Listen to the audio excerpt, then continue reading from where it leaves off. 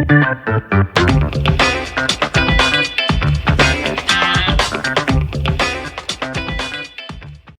it going, everybody? Welcome to the Real Estate Investing Club. Gabe, your host here. We have a very special guest with us today, so grab your pen and paper and prepare for some wisdom bombs coming your way. Before we get started, I do want to say that this is a free course, and we do really enjoy doing this. So the easiest way for you to support us, if you like this show, is to subscribe, like, and share with your friends and family. That's the easiest way, and we really appreciate it. Secondly, we're an active investing company. We market nationally for properties. So if you want to join our buyers list, become a partner in a program, or if you want to bring us a deal for a single family, multifamily, or mobile home and RV parks, go to www.therealestateinvestingclub.com to get in contact with one of our partners.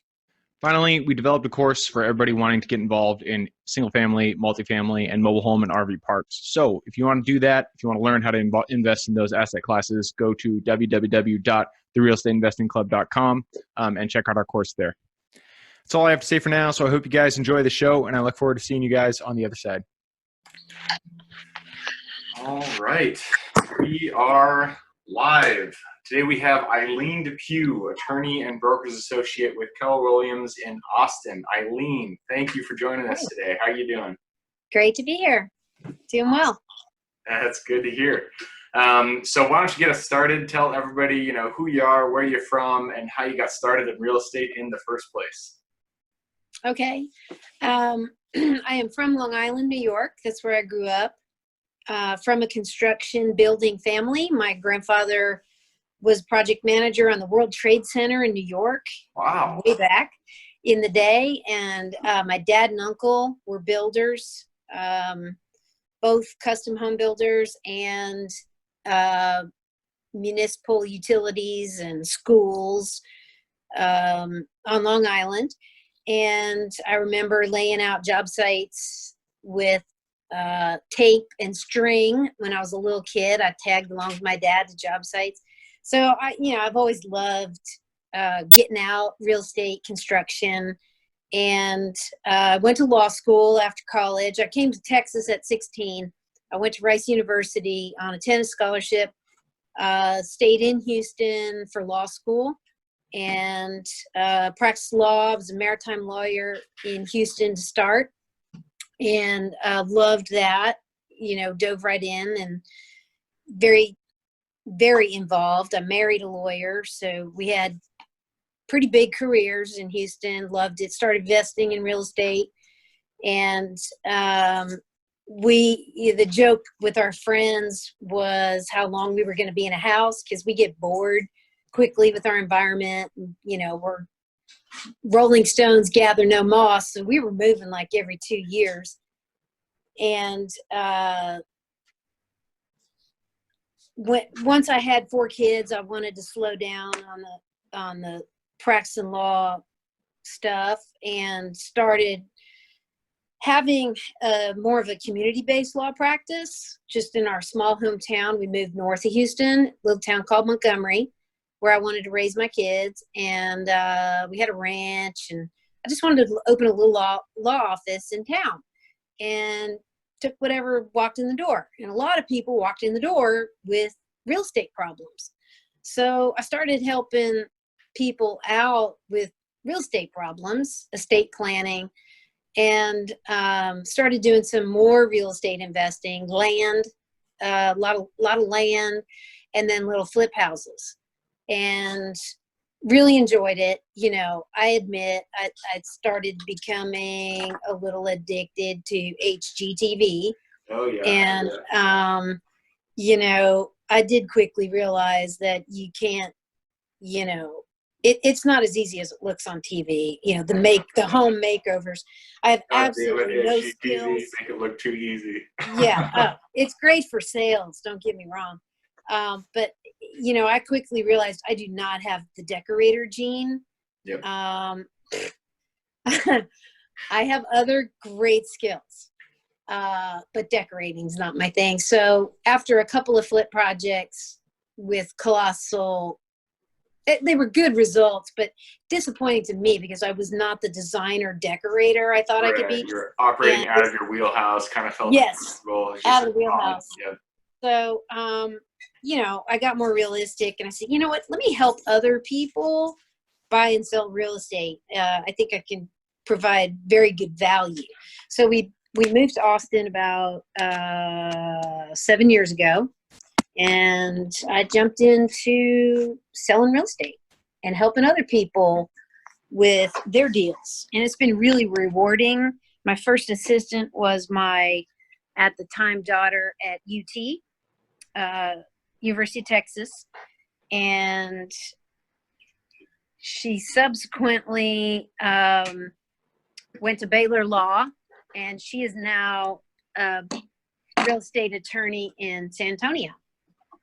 So running the family. Yes. And my son is joining me in the business when he graduates from University of Arkansas next year. And yeah, it's been really fun. It's a great family business. I love it. I love it. I mean, it sounds like you have quite the background. You're kind of you got started. You came from a real estate family. You had custom home builders. Your parents were custom home builders on Long Island. You said your grandpa was even the project manager for the World Trade Center. That is yes. That is a job right there. Yeah. Yeah. 1940 something. I've lost track. I was little. I wasn't even born at the time.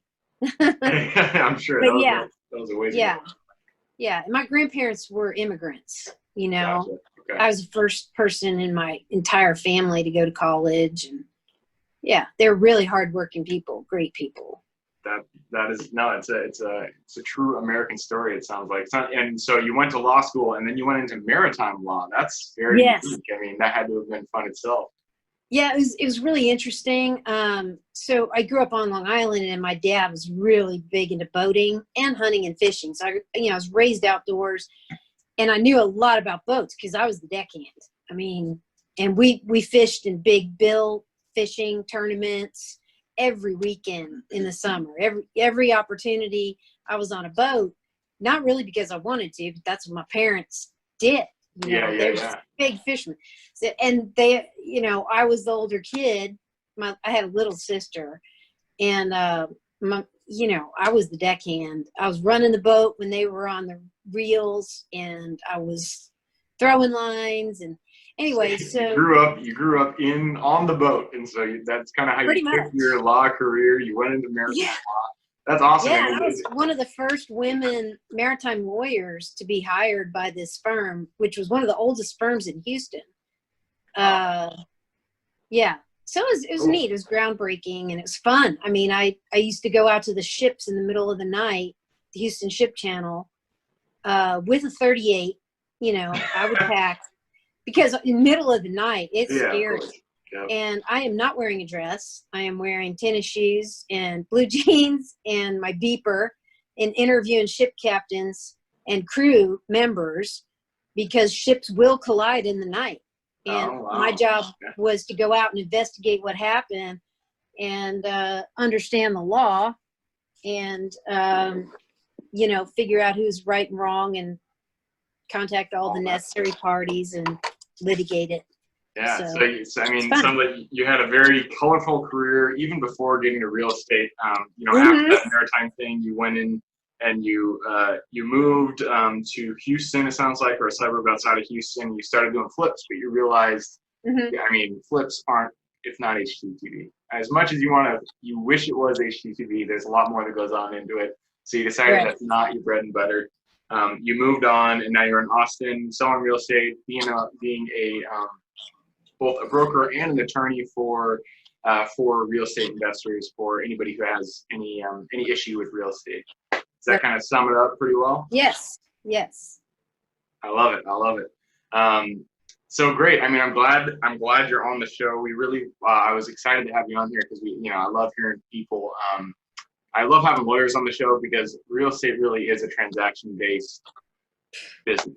There's a lot that goes into it, obviously, but the paperwork I almost want to say it's a third of what you're doing when you're actually finishing a deal. Paperwork is very important. The legality of real estate is very important. So I want to kind of push us in that direction. I love hearing about your story so far. And so kind of tell us,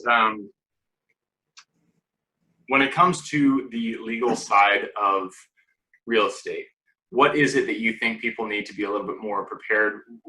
What are the main mistakes that you see people making when they, as investors, buy investment properties, buy flips, and they kind of structure their deal poorly? Or what are the main mistakes you see happening in that area? Are we talking commercial or residential? Ooh, that's tough. Let's start residential and then we can veer into commercial. Okay. They don't know what they don't know. And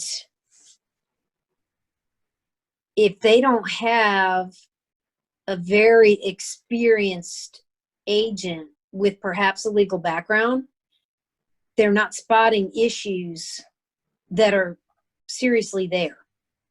One of the big areas I see overlooked, or people, consumers, do not pay attention to, are title commitments. I review title commitments for my clients the same day they come in. I can do that. I understand the jargon, and I can spot things that are of concern and bring them to the attention of the buyers. As a salesperson, that is a downer, okay? Because it could blow a deal up. Yep. And I'm commission-based. But it is all about, in my opinion, these buyers have got to have a good brain looking at those title commitments, surveys, all because that's the blood and guts of the deal. Absolutely. And you need a doctor who understands blood and guts to understand how to spot and identify issues that are going to protect you as a buyer investor. Yep. And I would never recommend anybody do their own, pull their own title. Definitely hire a lawyer or go with a title company for that. But yeah, I mean, title companies can't give legal advice to parties, but they,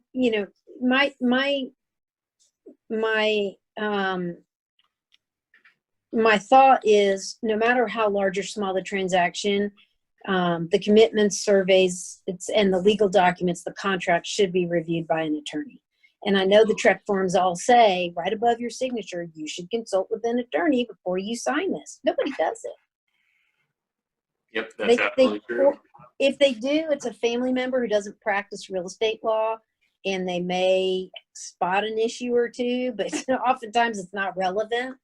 And they may still miss some of the big things that are important. So if an investor were to engage with an attorney that was not, real estate specific, what are the questions that they should be asking this attorney to make sure that they're looking at the right things in the title commitment? They're checking the right boxes. What are the things that they should be engaging to make sure that they're actually getting the right representation? So the thing about law is you get a general law education when you go to law school, and then lawyers become specialized. Yep.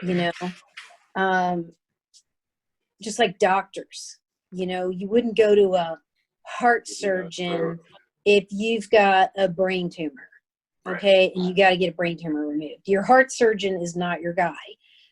Maybe a great guy, he may be available to answer your questions, but you don't want to put a scalpel in his hand. It's the same thing with lawyers.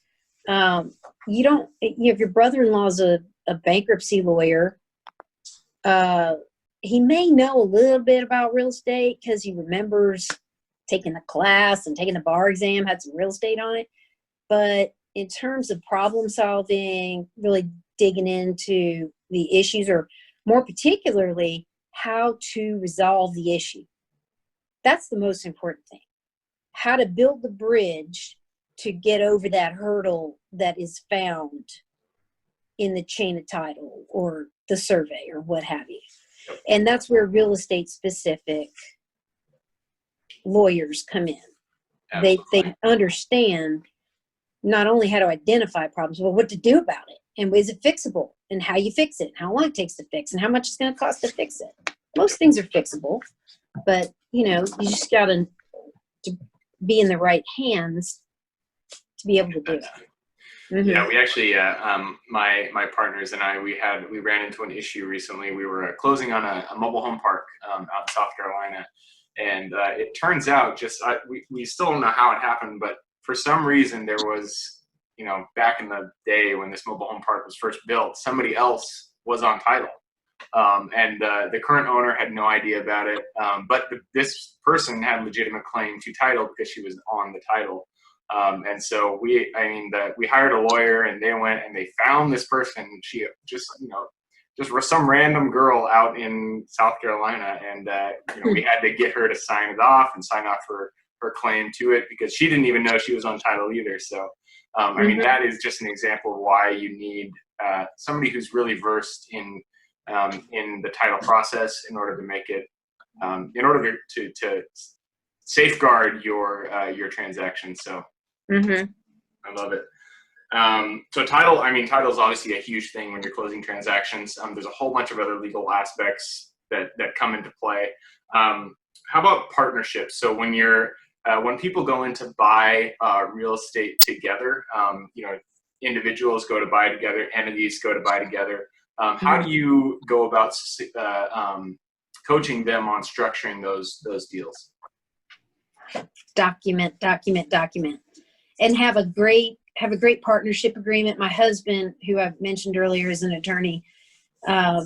He's done a lot of partnership agreements and knows how to really do them very well, because it's not just about the agreement. As he says, all good things come to an end. It's about the exit plan and what happens when the partnership no longer wants to be a partnership.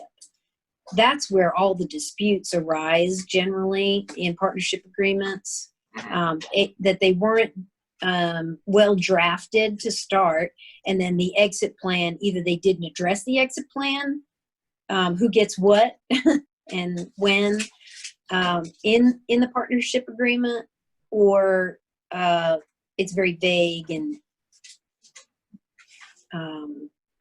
if it is there. So good agreements, documents, and well thought out. Yeah. Perfect. I love it. So I want to shift gears just a little bit here. We try to keep these episodes to around 20 minutes. And so, we're blasting through it. So I want to hear a little bit about the experiences, the stories that you've had. You've had a ton of experience in real estate. You started in maritime law. Who does that? That's awesome. And now you're a broker in Austin, and you're also an attorney. So I'm sure you have great stories that we can listen to. So take us to one of the times that was kind of a struggle that kind of caught you off guard. What was that story, and what was the lesson that you pulled out of that after it was all said and done? Well, I'll be really honest here. You said caught you off guard, right? So it's just a struggle, or kind of a lower point. Yep. Yeah, great question. So what comes to mind first and foremost, one of my early on real estate deals. I got into real estate because I got tired of fighting with people. As a lawyer, there's a winner and there's a loser oftentimes, and it's arduous, and it's anyway, I wanted to work with people, right? And win-win situations. And Keller Williams is all about win-win or no deal, right? Yeah. So one of my first real estate transactions was with a divorcing couple. And the prior agent quit them. Like, she could not handle the ugliness of the ex-husband trying to sell this home.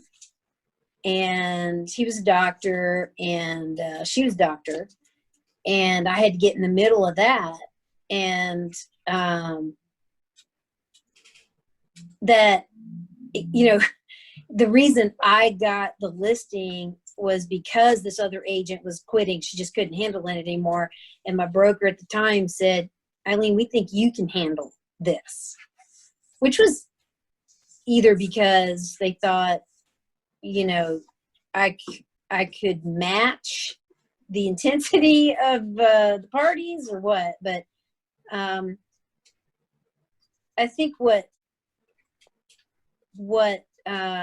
surprised me and set me back most of all was sort of a level of disrespect as a quote unquote realtor until they found out that I had much higher education, and then they pivoted.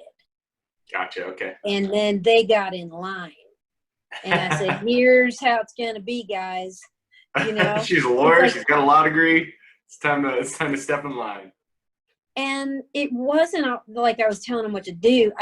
I was just able to provide clarity for them that the prior agent was unable to do for whatever reason.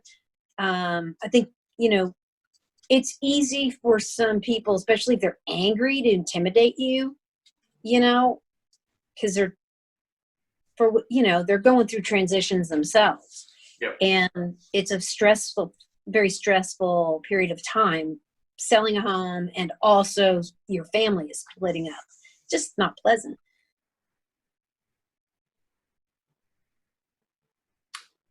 I think I may have lost your call. I'm going to hold on here for just a little bit longer, and hopefully you are going to pop back into view. I will see if you can hear me, Eileen. You might want to hop out of the call and hop right back in. But we cannot. We lost audio from your side, so may want to restart your router. Maybe. Hopefully you can hear this. If not, we'll have to redo this episode, or just call it good where it stands. Looks like Eileen just dropped, so she might be coming back on here in a second. If anybody's watching, or for everybody watching, I'm glad you guys stuck around. Obviously, for the recorded episode, this is going to be cut out. But for everybody watching, I'm glad you're here. I mean, one reason I wanted to have Eileen on today is that in my own real estate journey, I've found that contracts and the legal side of things is one of the most difficult parts, especially understanding how the entire process works from start to finish. And so it's one of the biggest pieces of advice that I feel real estate investors need on their journey. So hopefully you got a lot of good gems of wisdom from Eileen today. It sounds like she most likely she has some internet issues, but that's just what happens with technology these days. So thank you guys for joining today. I really appreciate having you on. This is obviously a very unique situation because we lost one of our guests here with the apocalypse of the internet. So thanks for joining, and we look forward to seeing you guys on the next episodes.